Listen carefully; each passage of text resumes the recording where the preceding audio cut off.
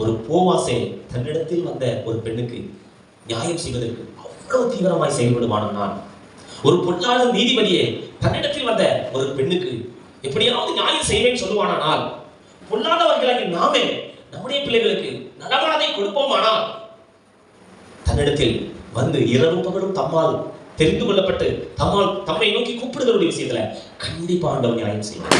ஹல்லேலூயா. நிச்சயமாய் அவர் உங்களுக்கு நியாயம் செய்வார். ஹல்லேலூயா. அதனால நான் சொல்றேன், நீங்க போகலாம். ஹல்லேலூயா. நீங்க என்ன வீட்டோட வந்தீங்களோ எனக்கு தெரியாது, என்ன பாரத்தோட வந்தீங்களோ எனக்கு தெரியாது. நான் உங்களுக்கு ஒரு தீர்க்க தரிசன வார்த்தையை சொல்லி அனுப்புறேன், நீங்க போகலாம். ஹல்லேலூயா. இதுவரைக்கும் அற்புதம் நடக்கல, நீங்க போகும்போது அந்த அற்புதம் நடக்கும். ஹல்லேலூயா. ஹல்லேலூயா.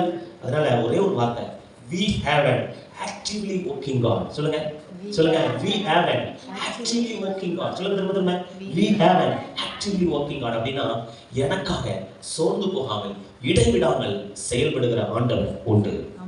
செயல்படுகிற ஆண்டவர் உண்டு.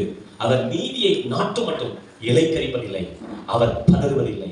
அவருடைய போதனைக்கு தீவுகள் காத்திருக்கும். மகளே, உங்களுடைய காரியம் அற்புதமா முடியும் போகுது, நீங்க போகலாம். நம்பி போன பேதுருவுக்கு மீன் கிடைச்சிச்சு. நம்பி போன அந்த ராஜாவினுடைய மந்திரியுடைய மகள் பிழைத்துக் கொண்டார்.